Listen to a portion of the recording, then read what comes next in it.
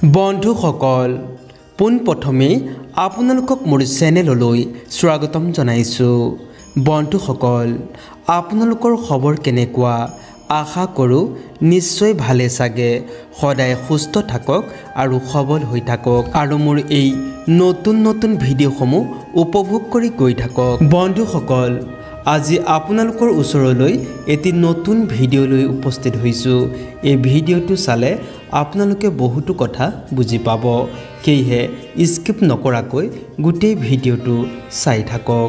বন্ধুসকল, টকা এটা খুবেই সৰু শব্দ, কিন্তু এই সৰু শব্দটোৰ প্ৰভাৱ ইমানেই বেছি যে ইয়াৰ অভাৱ হ'লে দেখা যায় হাহাকাৰ আৰু বেছি হ'লে বাঢ়ি যায় অহংকাৰ।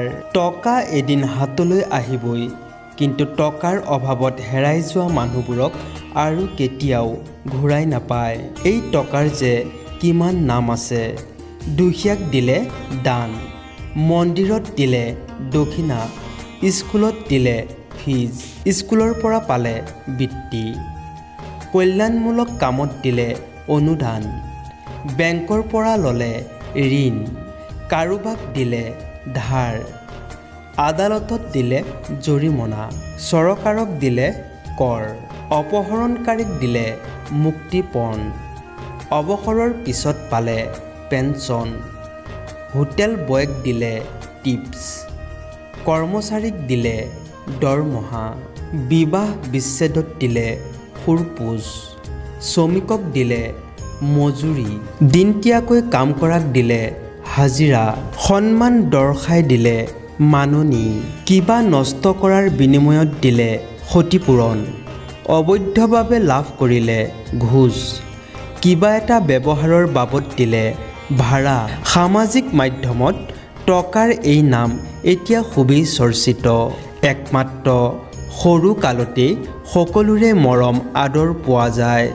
ডাঙৰ হৈ গ'লেতো মায়েও কোলাৰ পৰা নমাই দিয়ে। চকুৰ পানীয়ে হৈছে সকলোতকৈ মূল্যৱান পানী, কাৰণ পৃথিৱীত বিভিন্ন প্ৰকাৰৰ প্ৰাণী থাকিলেও একমাত্ৰ চকুৰ পানীয়েহে বুজাব পাৰে কাৰোবাক হেৰুৱাৰ কষ্ট কিমান।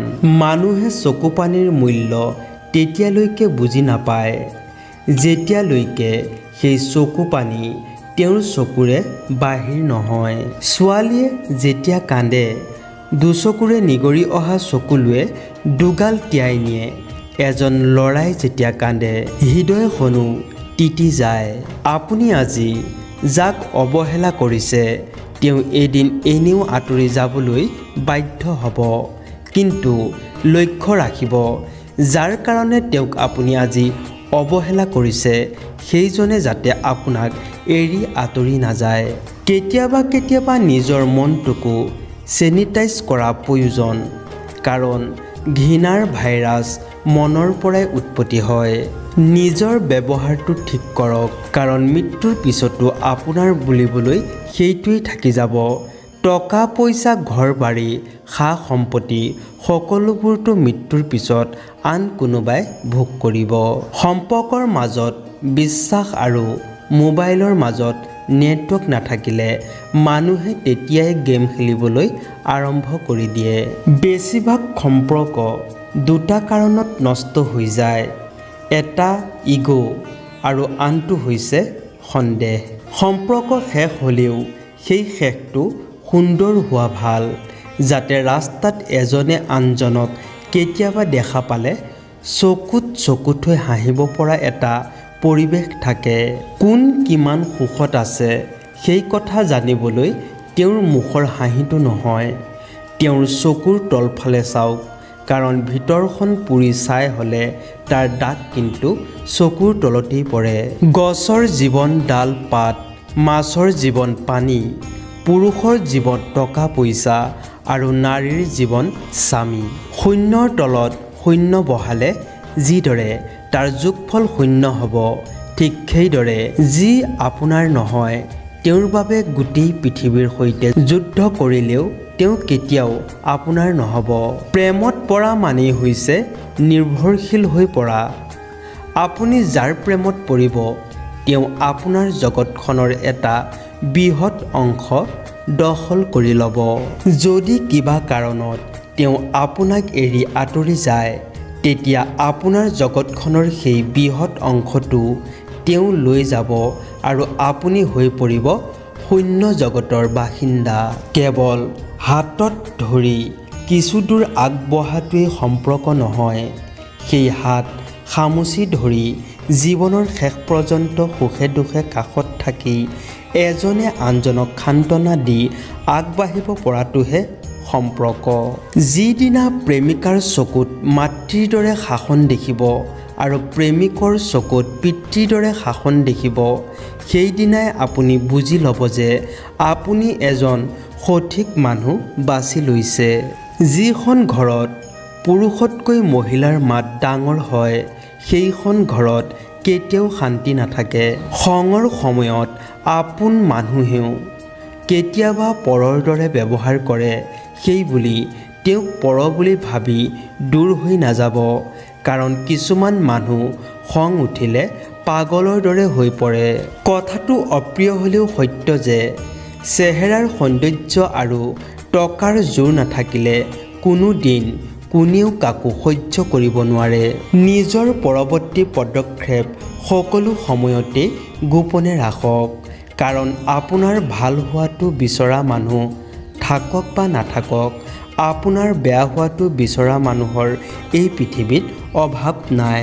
আপুনি কেতিয়াও আপোনাৰ অতীতৰ কথা ভুলবোৰক শুধৰণি কৰিব নোৱাৰে, কিন্তু আপুনি অৱশ্যেই অতীতত কৰা ভুলবোৰৰ পৰা শিক্ষা লৈ বৰ্তমান আৰু ভৱিষ্যতক নিৰ্ভুল কৰি তুলিব পাৰে। ভৰসা কৰিব পৰা মানুহ পোৱাটো আজিকালি ভাগ্যৰ কথা। মানুহ বহুত আছে, কিন্তু বিশ্বাস কৰিব পৰা মানুহৰ যে এই পৃথিৱীত খুবেই অভাৱ। স্বপ্নহীন মানুহে এই পৃথিৱীত কেতিয়াও ডাঙৰ কিবা এটা কৰিব নোৱাৰে, কাৰণ তেওঁলোকে ডাঙৰ কিবা এটা কৰাৰ সপোন কেতিয়াও নেদেখি। কোনো এটা কাম যদি মন দি কৰা হয়, তেন্তে সেই কামটোৱেই এদিন এটা ব্ৰেণ্ড হৈ পৰে। দূৰৈৰ পৰা নদীখন দেখিলেই কোনোদিন সেই নদী পাৰ হ'ব নোৱাৰিব। পাৰ হ'বলৈ হ'লে অৱশ্যে আপুনি নদীখনত নামিব লাগিব। দেৰিকৈ হ'লেও আমি বুজি পাওঁ যে স্বাৰ্থ অবিহনে আজিকালি কোনেও বন্ধুত্বও নাৰাখে। সম্পৰ্ক ধৰি ৰখাটো দূৰৰেই কথা। আজি আপুনি যি পাইছে সেয়া যদি অল্প বুলি মনত ভাৱ হয়, তেনেহ'লে গোটেই পৃথিৱীখন পালেও আপোনাৰ দুখৰ অন্ত নহ'ব। মানুহৰ ওচৰত সময় বৰ অসহায়। সৌ জানুৱাৰী মাহত আপোনাক বুকুত সামৰি ৰখা মানুহজন ডিচেম্বৰ মাহ নাপাওঁতেই আপোনাৰ অপ্ৰিয় হৈ গৈছে। আনৰ বেয়া সময় দেখি কেতিয়াও হঁহা উচিত নহয়, কাৰণ নিজৰো বেয়া সময় আহোঁতে বহু বেছি সময় নালাগে। সন্মুখৰজন কেনেকুৱা সেইটো বুজাৰ আগতেই আপুনি নিজেই কেনেকুৱা সেইটো বুজাৰ চেষ্টা কৰক। এদিন সকলোৱে এই ধুনীয়া পৃথিৱীখন এৰি যাবগৈ লাগিব। সেইবাবে আজি আপুনি এনেই কিবা এটা কৰক, যাতে আপুনি নাথাকিলেও কোনেও আপোনাক পাহৰি নাযায়। জীৱনলৈ সকলোতকৈ কঠিন মুহূৰ্তটো তেতিয়াহে আহে, যেতিয়া আপুনি পৰিয়ালৰ দায়িত্ব লৈ সকলোৰে মন সুখী ৰখাৰ চেষ্টা কৰিব, কিন্তু আপোনাৰ মনটো বুজাৰ কোনেও চেষ্টা নকৰিব। মানুহে আপোনাক প্ৰশংসা কৰিলে সুখী নহ'ব, মানুহে আপোনাক নিন্দা কৰিলেও দুখী নহ'ব। মনত ৰাখিব, মানুহৰ কথাত কয়লা কেতিয়াও সোণ নহয়। যিমান বেছি ভুল কৰিব, যিমানেই ব্যৰ্থ হ'ব, সিমানেই শিক্ষা পাব আৰু জীৱন পথত সিমানেই বেছি সফল হ'ব পাৰিব। শয়তানে কেতিয়াও শয়তানৰ ক্ষতি নকৰে, ক্ষতি কৰে ভাল মানুহৰ। বিবেক পথে চলক, সঠিক হ'লে অভিজ্ঞতা বাঢ়িব আৰু ভুল হ'লে শিক্ষা পাব।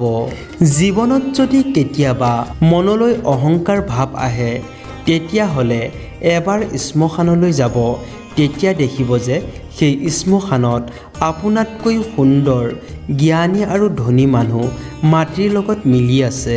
সম্পৰ্ক ধৰি ৰাখিবলৈ হ'লে এজন যদি জুইৰ দৰে হয়, তেতিয়া আনজন পানীৰ দৰে হ'ব পাৰিব লাগিব। মানুহে ভাগ্য দেখা পায় কৰ্মৰে, ধ্বংস হয় নিজৰ অহংকাৰত, ভালপোৱা পায় ত্যাগৰ ফলত আৰু চিৰদিন জীয়াই থাকে কেৱল মনুষ্যত্ব অৰ্জনৰ ফলত। কেতিয়াবা বাস্তৱতাই আপোনাক 5 টকা এটা ৰাহি কৰিবলৈ 20 মিনিট অপেক্ষা কৰিবলৈ শিকাব। কাঁইটে বিন্ধিলে কেতিয়াও কাঁইটক দোষ নিদিব, দোষ আপোনাৰ, কাৰণ আপুনি নিজেই কাঁইটৰ ওপৰত ভৰি থৈছিল। কাঁইটেটো সদায় নিজৰ ঠাইতে থাকে।